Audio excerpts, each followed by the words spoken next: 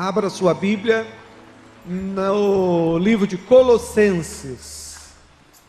Colossenses, capítulo 3, verso de 1 a 4.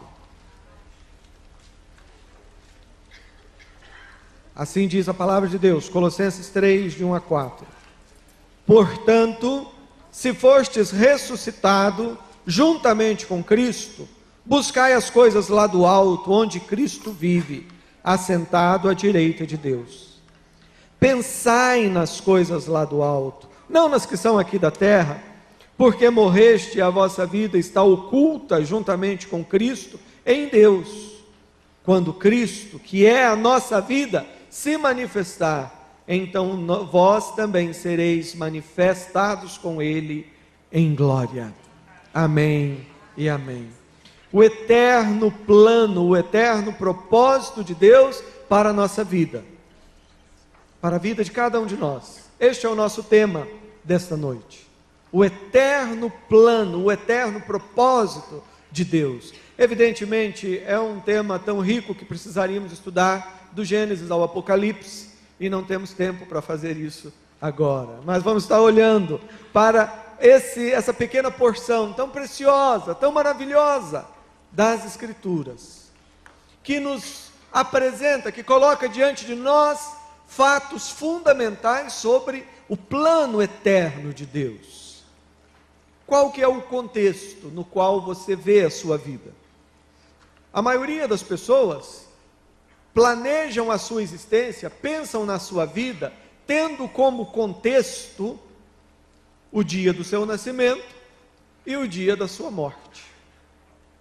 A grande maioria das pessoas, e talvez muitos dos que aqui estão, planejam e pensam em si mesmos, pensam nos seus planos, nos seus desejos, limitando-os a um tempo tão curto.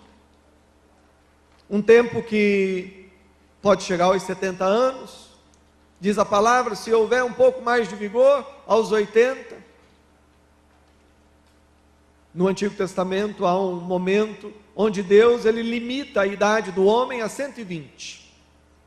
Hoje nós estamos vendo que o homem está vivendo um pouquinho mais, mas não passa de 120. Qual que é o contexto que você coloca a sua vida? Uma coisa eu sei, se o contexto no qual você pensa na sua existência é um contexto de 120 anos, de 70 ou de menos, se para você a vida é simplesmente o aqui, o agora, você, sem dúvida, será uma pessoa muito menos feliz e viverá uma vida muito menos intensa do que o Senhor planejou. O que o Senhor quer dizer para você nessa noite aqui, você já é eterno. Você já é eterno. Quem tem Jesus como seu Senhor e Salvador, quem se rendeu a Cristo, tem a alegria de saber que já é eterno e que a pior parte da sua existência é exatamente essa que nós estamos passando. Para quem tem Jesus, essa é a grande verdade. Você é eterno e esses 70 ou 120 anos é a parte mais difícil da história. O resto é melhor. Agora, se você não tem Jesus como Salvador, nós queremos que você preste atenção em tudo aquilo que você vai ouvir. E ao final nós teremos um momento onde você terá a oportunidade de expressar-se publicamente, se você deseja render-se a Cristo ou não. Porque como alguém escreveu, a terra, ela é tocada pelo céu e pelo inferno. Nós estamos entre essas duas realidades, céu e inferno. O que há de melhor na terra, o que há de melhor, e quando eu falo melhor, é aquele melhor que você está experimentando em comunhão com Deus. O que há de melhor na terra é apenas um vislumbre do que é o céu. O que há de pior na terra, o pior, é um vislumbre do inferno. Para quem tem Jesus, esta terra é o lugar mais perto que você vai chegar do inferno. Vou repetir de novo. Para quem tem Jesus, esta terra é o lugar mais perto que você vai chegar do inferno. Mas por outro lado, se você não tem Jesus, para quem não tem Jesus como Salvador, para quem ainda está no caminho da religião, tentando se esforçar para ser bonzinho, para comprar a salvação, para quem ainda está protelando, para quem não tem Cristo, a terra é o lugar mais perto que ela vai chegar do céu. Irmãos, nós precisamos pensar no eterno plano de Deus para as nossas vidas, e nós vamos fazer isso hoje, rapidamente, olhando para o texto de Colossenses. E acompanhando a estrutura natural do texto, nós podemos destacar aqui dois aspectos. Ao falar sobre esse eterno plano de Deus para a nossa vida, esses 4 versículos de Colossenses nos falam de 2 verdades e de 2 ordens. 2 verdades que você precisa saber e 2 ordens que você precisa cumprir, que nós precisamos. O texto nos fala de 2 verdades, nos fala de uma pessoa e nos fala de um lugar. Nos fala de uma pessoa que é Cristo, nos fala de um lugar que é o céu e também o novo céu e a nova terra. O texto também vai nos falar de 2 ordens. Pensai nas coisas lá do alto, buscai as coisas lá do alto. O versículo 1 diz: portanto, se fostes ressuscitados juntamente com Cristo, buscai as coisas lá do alto, onde Cristo vive, assentado à direita de Deus. Veja só, o texto nos fala primeiramente acerca de uma pessoa, e essa pessoa é Cristo. Cristo, o Deus unigênito, o unigênito do Pai, o Verbo que se fez carne, aquele que estava no princípio com Deus. Todas as coisas foram feitas por intermédio dele, e sem ele, nada do que foi feito se fez. Uma pessoa, Cristo. Por meio dele, por ele e para ele, são todas as coisas. É de Cristo que nós estamos falando. E é muito interessante a maneira como o apóstolo coloca, quando ele diz: se fostes ressuscitados juntamente com Cristo. Ora, Paulo não está escrevendo uma carta lá para o céu. Ele está escrevendo para a igreja de pessoas vivas, normalmente, assim como eu e você, que viviam lá na cidade de Colossos. Mas ele diz que a pessoa que tem Jesus como Salvador, essa pessoa ela está unida a Cristo. E está unida de tal forma que a morte de Cristo foi a nossa morte, e a ressurreição de Cristo é também a nossa ressurreição. E em outra parte, Paulo ele diz: olha, com ele nós morremos, e com ele nós ressuscitamos. E ressuscitamos para viver não mais para nós mesmos, mas para vivermos para aquele que por nós morreu e ressuscitou. O texto nos fala de uma pessoa, nos fala de Cristo. E nós fomos ressuscitados juntamente com Cristo. A sua vida está junto com a vida de Cristo. E lá no versículo 3, Paulo afirma novamente: porque morrestes em Cristo, e a vossa vida está oculta juntamente com Cristo, e Cristo em Deus. Irmãos, nós precisamos diariamente orar como Davi orou, como o salmista orou, e devemos pedir: Senhor, desvenda os meus olhos, para que eu seja capaz de enxergar as maravilhas da tua lei, as maravilhas da tua lei. O texto está nos falando de Cristo, e diz que a nossa vida está oculta com Cristo. Quando Deus, lá na eternidade, ainda na sua mente, Ele estava esboçando o seu projeto, Ele estava determinando todas as coisas, Ele estava realizando o seu decreto. Naquele momento, Deus, Ele fez um plano Não um plano para 120 anos, não um plano para 10.000 anos, mas um plano para a eternidade. Quando ele planejou criar todas as coisas, florestas, árvores, rios, peixes, flores, você, eu, anjos e tantas outras coisas que nós não nos damos conta. Quando ele fez isso, ele planejou não algo para algum tempo apenas, ele planejou isto para a eternidade. No seu planejamento, Deus já sabia, já conhecia a rebelião dos anjos, a rebelião de Satanás. Ele já sabia da maldição, da rebelião dos homens. Como que a humanidade, ela foge de Deus. Como que os corações têm uma dificuldade em pensar em Deus. As pessoas, elas são inimigas de Deus, elas são mortas nos seus delitos e pecados e são escravas do pecado. Deus, ele pensou e criou então, surgiu, nasceu no coração de Deus a solução, a única solução. Não havia 2, 3 opções, não, uma solução apenas.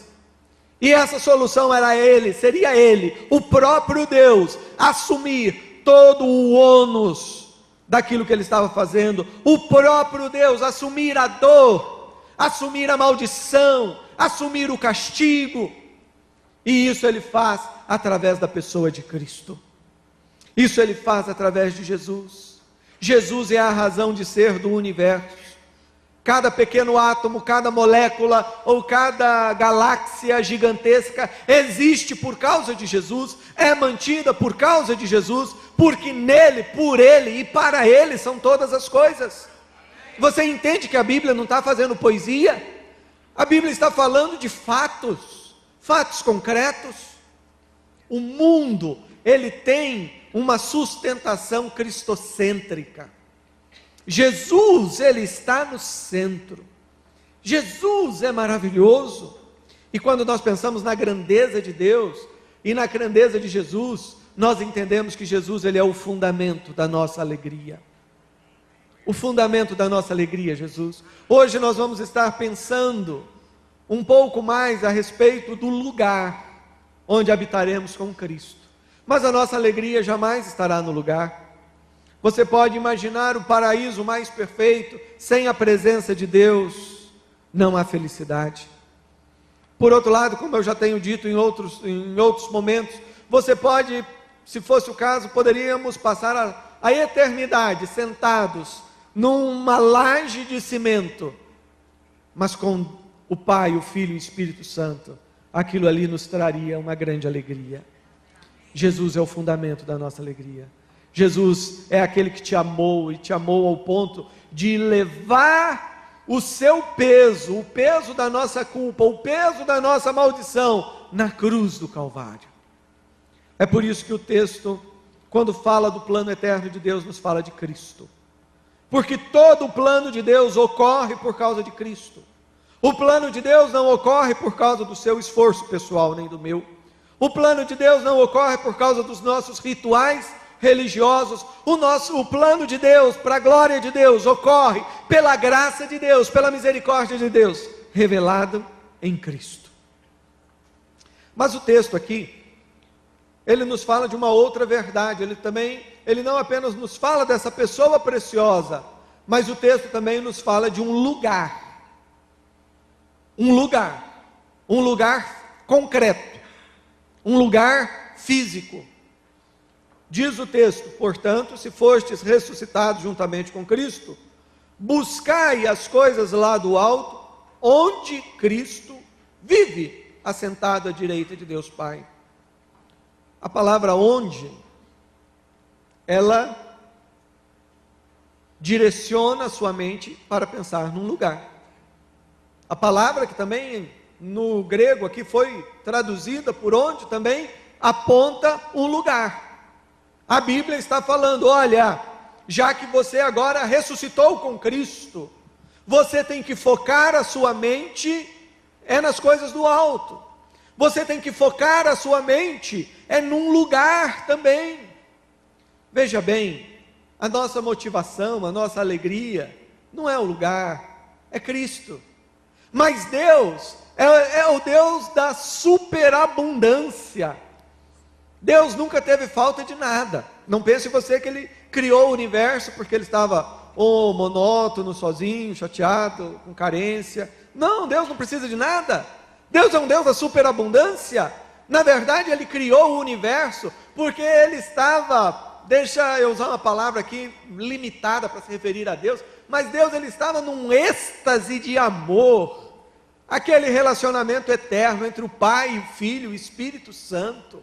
É tanto amor, é tanta alegria, que isso extravasou na obra da criação. Irmãos, a Bíblia nos ensina que Deus criou todas as coisas para falar de si mesmo. Por isso que o casamento deve ser visto de uma forma pura. Por isso que sexo tem que ser visto dentro do padrão bíblico.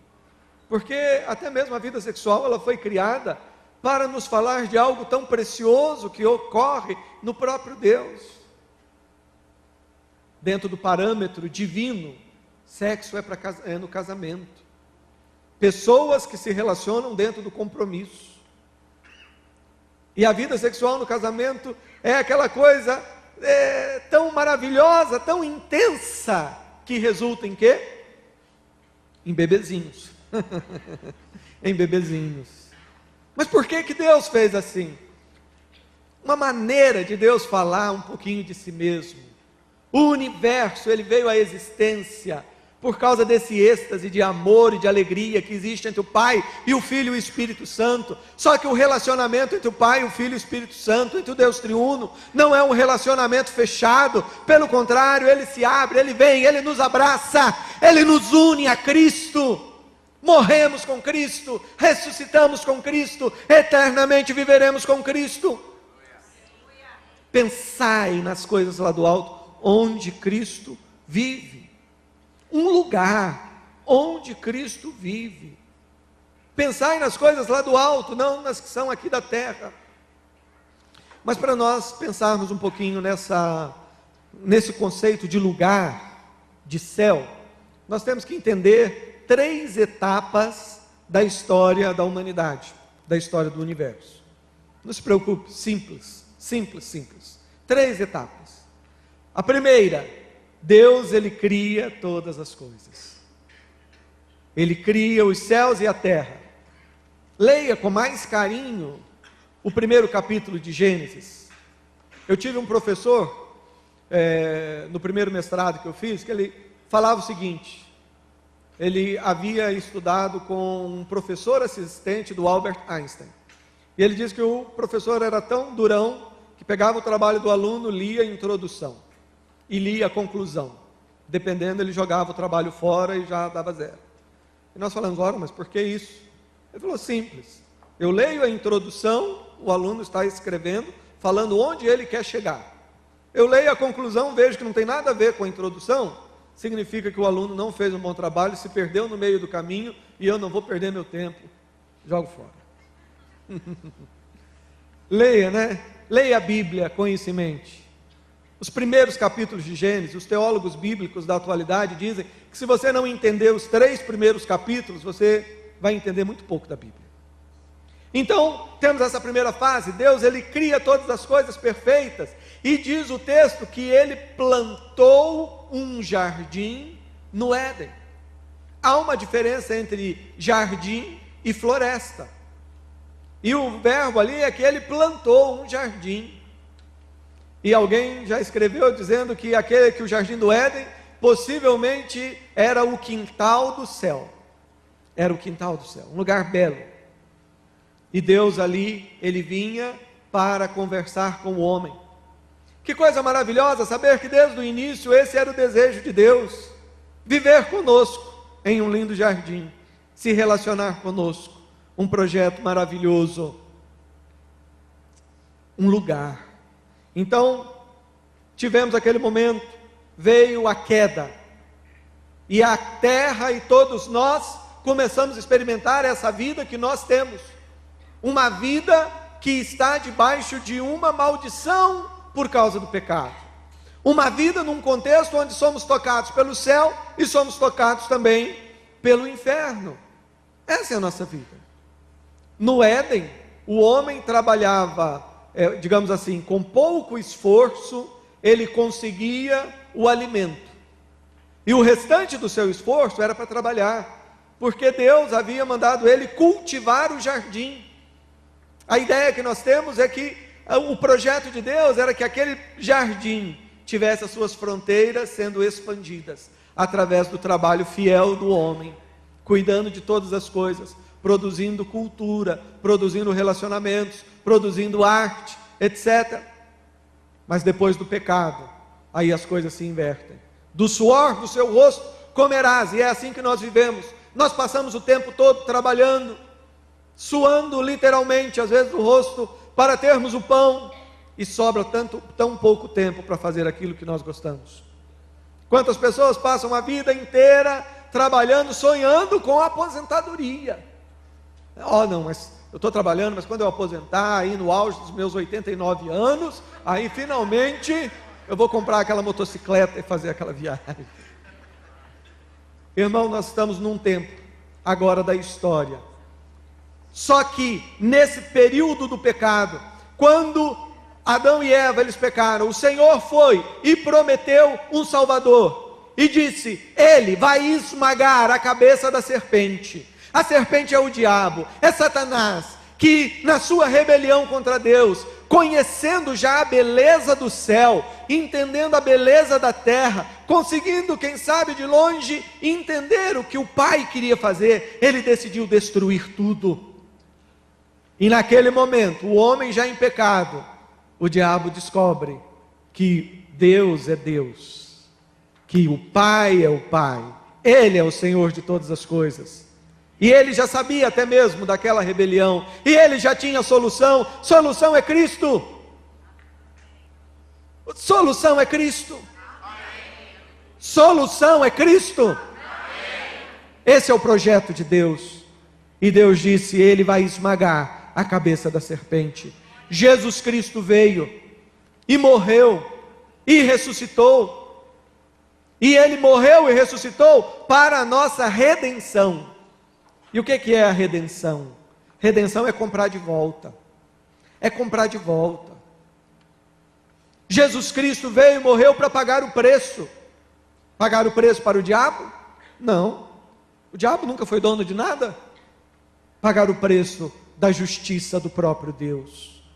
Na cruz, Deus, esse Deus que escapa aos nossos conceitos, esse Deus maravilhoso, na cruz, Deus estava resolvendo um problema dele consigo mesmo. Ele estava pagando uma dívida que ele mesmo estava cobrando. Ele estava revelando a sua misericórdia e ao mesmo tempo a sua justiça. E na cruz, Jesus pagou o preço. É interessante você observar que Deus, ele não abriu mão do seu plano. Ele não abriu mão do seu projeto de ter o universo manifestando a sua glória.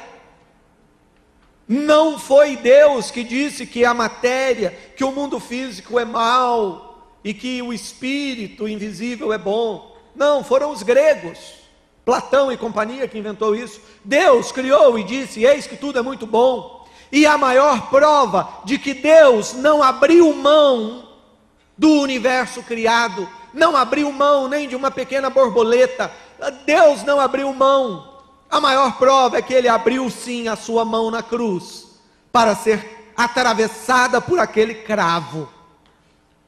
Por que que Jesus foi pregado na cruz? Porque ele abriu os braços, porque sua mão foi cravada, porque os seus pés foram cravados, porque Deus decidiu abraçar o seu plano. Deus decidiu abraçar o universo. Deus decidiu abraçar o cosmos. É o seu plano, é para a glória dele. Deus decidiu abraçar a humanidade. A mão foi traspassada porque ele não abriu mão de você. Os pés de Jesus foram traspassados também, porque esse é o plano de Deus. É Deus caminhando no jardim conosco, por toda a eternidade. Agora, nós estamos aguardando a volta de Jesus. Ano passado, esses dias atrás, preguei muito sobre isso. E graças a Deus, creio que de fato já estamos nos últimos dias. Mas agora a hora é de pensar além. É de pensar o que vem. E eu tenho certeza que se você entender o plano de Deus, ao invés de ficar com medinho, você vai se colocar de joelho, jejum e oração e falar: vem Jesus, vem. Porque essa é a grande expectativa da igreja que está lá no céu. A Bíblia nos fala dos mártires, aqueles que morreram por causa da sua fé, que estão chegando diante de Deus e falando: Deus, até quando o Senhor vai ficar sem exercer justiça sobre aqueles que nos feriram? Irmãos, o projeto de Deus é maravilhoso, Ele nos envolve. Nós estamos aguardando a volta de Cristo, e com a volta de Cristo, o que nós teremos depois? Eu sei que existe uma discussão, né? Igreja, teólogo, tem essa mania de se pegar nos detalhes e tirar o olho do lugar certo. Então fica se discutindo se vai ter um milênio aqui na terra ou não vai ter um milênio, se vai ter arrebatamento antes da tribulação, depois no meio. Eu não estou tocando nesse assunto, eu estou falando, depois que tudo isso acontecer, e acontecer do jeito que Deus planejar, o que a Bíblia diz, Apocalipse 21, vi novo céu e nova terra, e vi a nova Jerusalém, que vinda do céu, desce à terra, e ali está o tabernáculo de Deus. Deus vai morar ali com os homens. Meu querido, minha querida, é importante você entender essas três etapas, para você entender que o céu hoje é um lugar temporário. Aí alguém pensa: demorou para falar heresia. Não, mas o céu é temporário. O céu hoje é temporário. Mas pastor, quando a pessoa morre, a gente sepulta, a gente não fala que ele vai estar eternamente com Deus no céu? Sim, ele vai estar eternamente com Deus. E onde Deus habita, nós chamamos de céu. O céu, do jeito que ele existe hoje, ele não é imutável, porque céu é criação também. O céu é uma criação, tudo faz parte da criação. O único ser imutável que não muda é Deus. Entenda isso, que você vai conseguir pegar o projeto de Deus, vai ver que é muito melhor do que nós imaginamos. Mas hoje esse lugar chamado céu, é o lugar onde as pessoas estão. É um céu temporário. Temporário em que sentido? A pessoa, quando morre aqui na terra, ela em Cristo, ela é colocada no céu, nesse lugar. E ali eles estão aguardando a volta de Cristo. Eles estão aguardando a conclusão do projeto. Eles já estão exuberantes, felizes, etc. Mas eles sabem que o projeto de Deus ainda é maior. Eles estão aguardando a ressurreição. Porque quando Cristo abriu a mão lá na cruz, e quando Cristo ressuscitou, Ele estava proclamando a essência do projeto de Deus, que é a ressurreição. A essência do projeto de Deus é um Cristo ressurreto, sendo adorado por uma igreja formada por pessoas igualmente ressurretas, vivendo em um universo ressurreto. Ressurreição. E você não fala nem amém. Amém.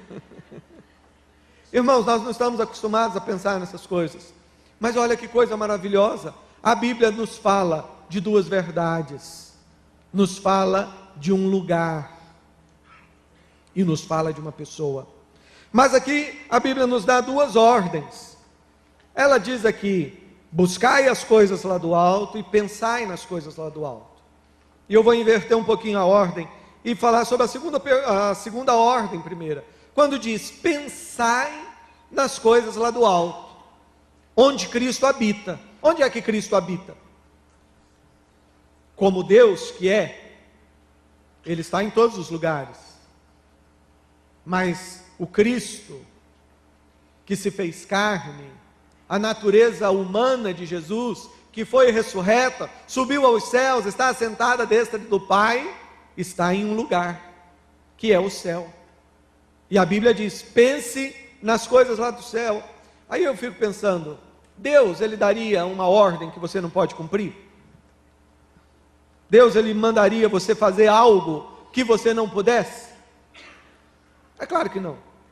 Então, se ele disse, pensai nas coisas lá do alto, é possível. Significa que é plenamente possível eu pensar, eu refletir. Agora, pensar implica em imaginação. Em outras palavras, o texto está falando que eu posso imaginar as coisas lá do alto. Quando você pensa em fazer uma viagem, você não imagina? Imagina, ó, o lugar vai ser assim, vai ser desse jeito, né? Ontem a Cléria estava lá nos contando sobre a viagem a Israel, e a gente imaginando.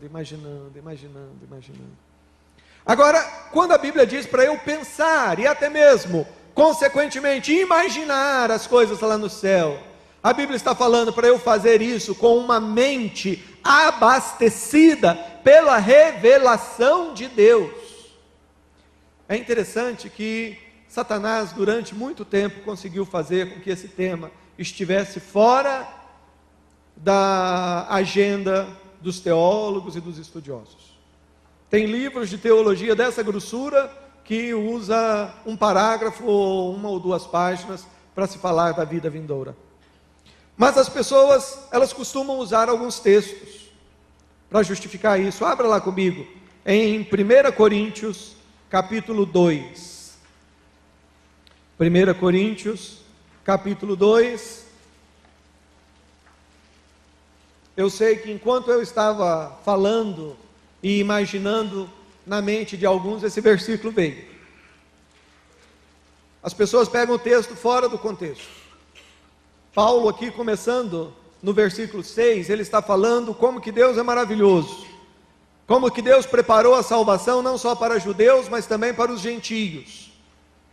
E no versículo 9, assim escreve o apóstolo: mas como está escrito, nem olhos viram, nem ouvidos ouviram, nem jamais penetrou em coração humano o que Deus tem preparado para aqueles que o amam. Ponto final. Quantas pessoas citam esse versículo para falar que, olha, pastor, o senhor está voando, não tem como. A Bíblia diz que nem olhos viram, nem ouvidos ouviram. E isso é um problema, porque quando você deixa uma lacuna, ela é preenchida, e geralmente é preenchida com coisa ruim. Tempos atrás, um irmão literalmente me obrigou, me constrangeu a assistir uma fita com o testemunho de um pastor lá do Rio Grande do Sul. Não tenho nada contra ele, mas misericórdia. Ele conta e vendeu um monte lá, contando a experiência dele, de como ele morreu em coma, sei lá, e foi para o céu. E ele contou como é que era o céu, e que o céu tinha um portal, a pessoa passa pelo portal e esquece tudo que aconteceu. Engano, no céu vamos ter as nossas memórias. E eu creio tanto nisso que eu quero combinar com vocês aqui algo. Se o Pai nos permitir, não é piada não, estou falando sério agora. Se o Pai nos permitir, quero combinar com vocês um encontro no novo céu, na nova terra, quem sabe ali perto da árvore da vida, para nós lembrarmos dessa noite. Amém. A noite que Deus começou a plantar, quem sabe, no coração de muitos, uma alegria nova, um júbilo novo, uma esperança nova. Porque tem muita gente que vive na igreja deprimido, porque acha que o céu é uma chatice. Não fala que é uma chatice porque tem medo de ir para o inferno, e sabe que o inferno é pior. Certo? Mas o povo acha que o céu é uma chatice, é aquele negócio, puxa vida, ó, de roupa branca, cantando, uma música uma atrás da outra. Aí o cara tenta espiritualizar, né? Não, mas lá, irmãos, isso é engano do diabo. Adoração não é só música. Não adianta a gente cantar que bonito, levantar a mão e não ser fiel ao Senhor, não adorar a Deus no nosso trabalho, no relacionamento com os filhos, com família. É o que Deus planejou. Gênesis 1, capítulo 1. É dessa maneira que adoramos. No céu vai ter tudo isso. Tem algumas expressões que são usadas para se referir ao céu, entre elas a de cidade. O que é uma cidade? Na cidade você tem cultura, você tem música, você tem manifestações, tem relacionamento, tem tudo. Mas, queridos,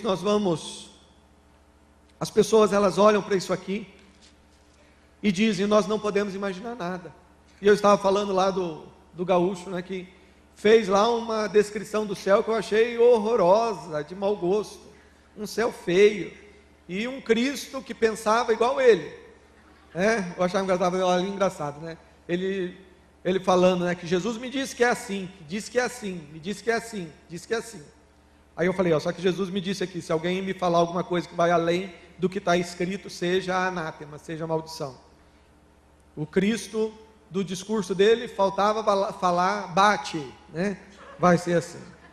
Mas olha só, as pessoas, então é por isso que você tem que descobrir o que a Bíblia fala de correto sobre o céu.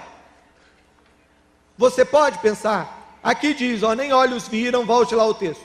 Nem olhos viram, nem ouvidos ouviram, nem jamais penetrou em coração humano o que Deus tem preparado para aqueles que o amam, mas Deus nolo revelou pelo Espírito, porque o Espírito a todas as coisas perscruta, até mesmo as profundezas de Deus. Então esse texto, que talvez tenha vindo na sua mente para dizer que é impossível imaginar alguma coisa, ele está querendo ensinar exatamente o contrário. Ele está querendo dizer que o Espírito Santo é o Espírito que conhece as profundezas do coração do Pai. Deus nos revelou através do Espírito. E aí tem aquele outro texto clássico que nós não vamos ler, mas você conhece de cor, que é Deuteronômio 29, que diz que as coisas ocultas pertencem a Deus, e alguns dizem, as coisas ocultas pertencem a Deus. Mas só que o mesmo texto ele diz, mas as reveladas pertencem a nós e aos nossos filhos. Você não pode se privar daquilo que Deus revela para você. Você tem que ampliar seus horizontes. Ampliar seus horizontes para entender aquilo que realmente é de valor para Deus. Pensai, imaginai. Alguém disse que o Jardim do Éden, na verdade, é o quintal do céu. A ideia de backyard, né? Ou seja, eu me lembro na Holanda, havia algumas casas que aquele quintal do fundo, na verdade, era uma copiazinha de um pequeno paraíso, porque eles punham tantas flores, né? Realmente era um jardim muito bem cuidado. Tinha alguns belíssimos. Então é nesse sentido que nós estamos falando, que o Jardim do Éden era o quintal, era o jardim dos fundos do céu. Agora, curiosamente, depois do pecado, Deus ele expulsa o homem do jardim. Agora sim, vai para a floresta. Agora sim, vai lutar, vai trabalhar. A coisa vai ficar difícil. E você não vai voltar mais no jardim. E ali no jardim tem a árvore do conhecimento do bem e do mal, e tem a árvore da vida. É interessante que a árvore da vida, ela não é uma simbologia para falar de Jesus. Não é simbólica, é concreta, né? A árvore do conhecimento do bem e do mal era concreta, era uma fruta, pegaram a fruta, comeram. Era uma árvore mesmo. É muito curioso que depois você vai ver a árvore da vida aparecendo novamente na descrição que é feita da Nova Jerusalém. Você lê o capítulo 21 do Apocalipse, há uma descrição da Nova Jerusalém, e diz que no meio da praça tem um jardim de ouro, e no meio do jardim, ali no meio da praça, é uma praça de ouro, mas tem um jardim, e no meio do jardim tem a árvore da vida. E assim como no Éden tinham lá os 2 rios, também ali, saindo do trono, 2 rios. Agora deixa eu chamar a sua atenção para um fato. A Bíblia diz lá em Apocalipse, capítulo 21, que após a conclusão do projeto final, Deus ele vai renovar os céus e a terra. Vou fazer, o céu e a terra sendo ressurretos, o universo sendo ressurreto. E diz, novo céu e nova terra. E vi também a nova Jerusalém. O que é a Nova Jerusalém? É a cidade, é o céu. Aquilo que hoje nós chamamos de céu, é ali descrito como Nova Jerusalém. E João, com a ajuda do anjo e uma vara, ele faz até as medidas. E a conclusão é que se trata de um cubo. E eu me lembro que alguém me falou: pastor, mas isso é meio estranho, né? A terra é redonda, esse cubo, pelo tamanho dele, vai ser imenso, aí vai ficar aquele negócio flutuando aqui em cima. Eu falei: não, na Bíblia ele não tem lugar nenhum dizendo que a Nova Jerusalém vai ficar flutuando. Diz que ela vem e repousa. E aí está o projeto de Deus. O projeto de Deus que está previsto na conclusão da Bíblia, vamos dizer assim, lá nos capítulos finais, é muito melhor que o início. Não é apenas um jardim, mas é a terra toda renovada.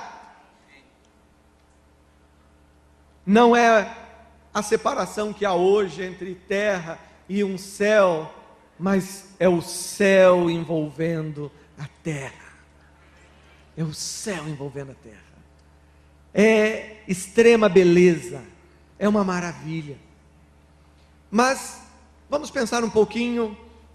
Falei então da Nova Jerusalém envolvendo ali a terra. E o Apocalipse capítulo 21, os primeiros versículos, você leia depois, vai dizer que, olha, esse é o tabernáculo de Deus com o homem, e Deus habitará com eles, e Deus será o nosso Deus, e nós seremos o seu povo. Aleluia, aleluia.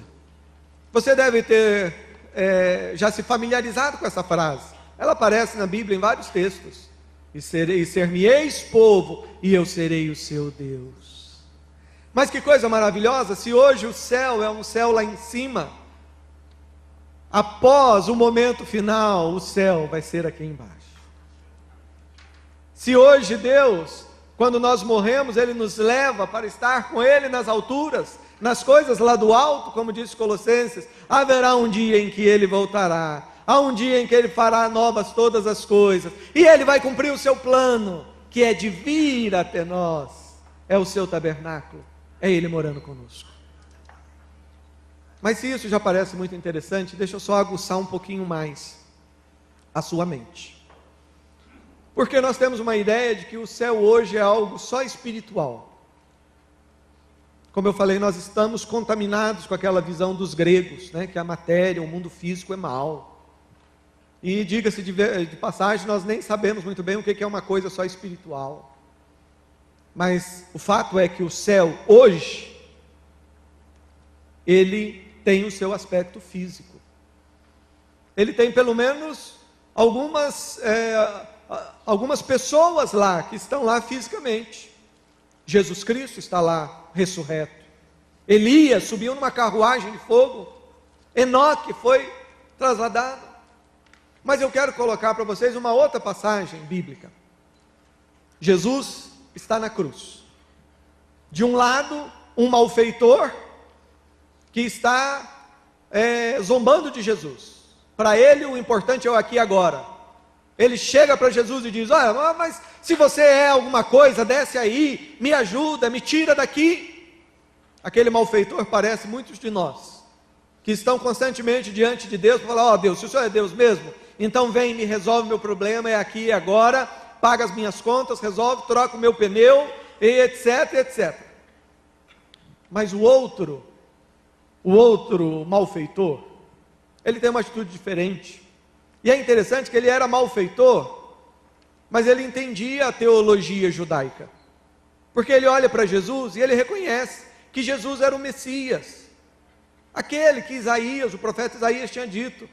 E ele olha e fala: Senhor, lembra-te de mim quando vieres no teu reino.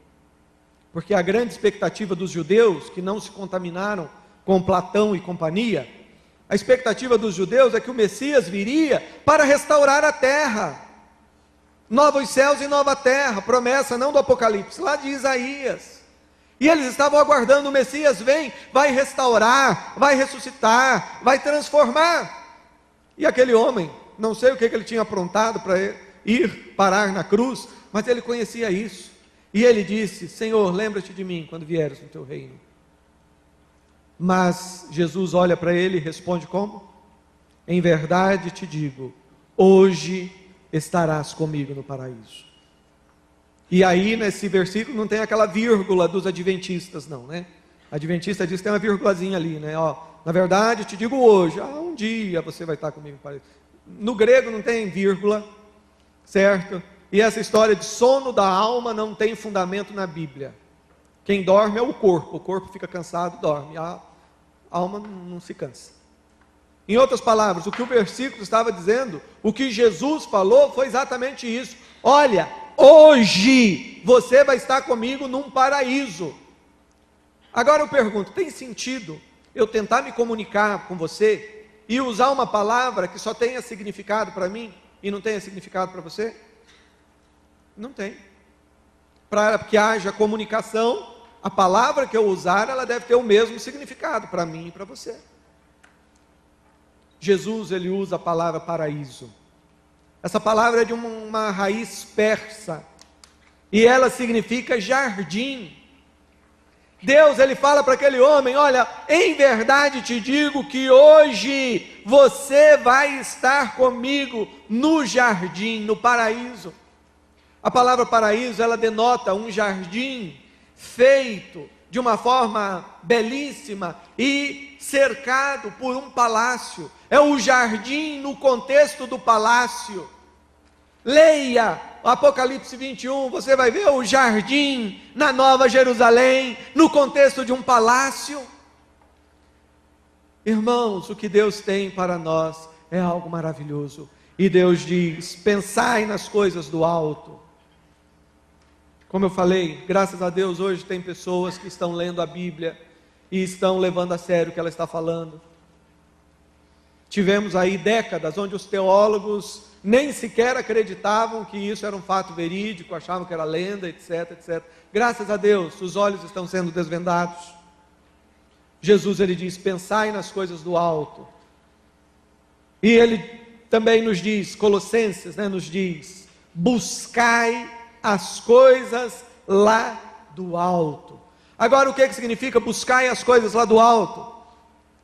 Preste atenção, estamos concluindo. Buscar as coisas lá do alto tem a ver com a nossa estação da evangelização. Buscar as coisas lá do alto tem a ver com lar de paz. Buscar as coisas lá do alto significa colocar a sua mente centralizada, focada no céu. Colocar a sua mente focada no céu. Pastor, vamos viver agora com a cabeça no mundo da lua? Não, não é no mundo da lua, é no céu. C.S. Lewis, famoso escritor inglês, ele afirma o seguinte: quem vive com a sua mente fixada, focada no céu, vai conquistar muito mais aqui na terra. E quem vive com a mente fixada aqui na terra não vai alcançar nada. Deixa eu dar um exemplo. Nós estamos vendo aqui Londrina com alguns prédios belíssimos, né? Tem aí, eu ouço falar de apartamentos custando $1 milhão, né? R$1 milhão, 2 milhões. Eu comprei um de 2 milhões, agora falaram que já tem um de 2,5 milhões. Brincadeira. Certo? Mas vamos imaginar, um luxuoso prédio, lindo. A construtora faz, vende.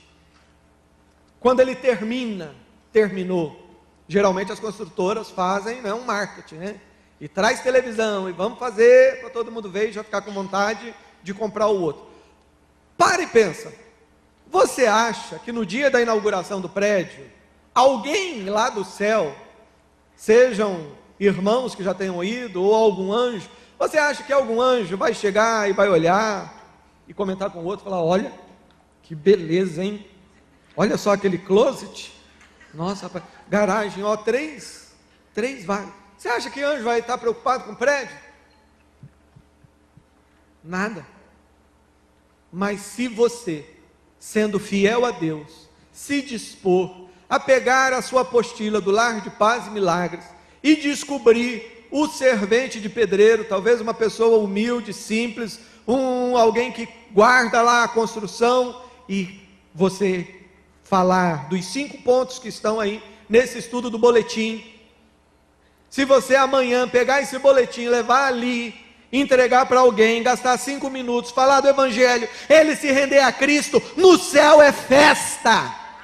É festa. É Deus se alegrando. São os anjos, é o céu em festa. Isso que a Bíblia diz, busque as coisas do alto. Às vezes aqui do púlpito a gente vê tanto rosto deprimido, cara amarrada. Aí pastor já está tão acostumado que ele olha para uma cara amarrada e fala, não, aquela cara amarrada lá é dívida. Ele está pensando nas broncas, vai ter que pagar, não tem. Aí vê o outro lá, cara amarrada, ih, aquele lá, ó, aprontou, a mulher descobriu, aguenta. Aí olha lá o outro, fala, ih, esse aí, ó, está preocupado que não achou namorada ainda. Irmãos, nós nos preocupamos com tantas coisas que não têm o seu valor. Nós precisamos buscar as coisas do alto. O tempo é breve. Eu creio que nós poderemos ser a geração que vai ver Jesus voltando. Amém. Se não somos a geração que vai ver Jesus voltando, muitos de nós em breve vai estar partindo. E vamos combinar, vamos ficar perto lá da árvore, até estar todo mundo reunido. Gente, é Bíblia isso. Isso é Bíblia, é a palavra de Deus. Mas, agora, eu quero encerrar. E eu gostaria que você fechasse os seus olhos e pensasse um pouquinho em tudo aquilo que você ouviu. Senhor Deus, nós pedimos, acrescenta a tua bênção a tudo aquilo que foi dito. Dê, ó Pai, discernimento espiritual, para que todas as pessoas que estão nos ouvindo ou estão nos assistindo, compreendam a grandeza do seu plano e tenham seus corações fecundados pela esperança e pela alegria. Em nome de Jesus. Amém.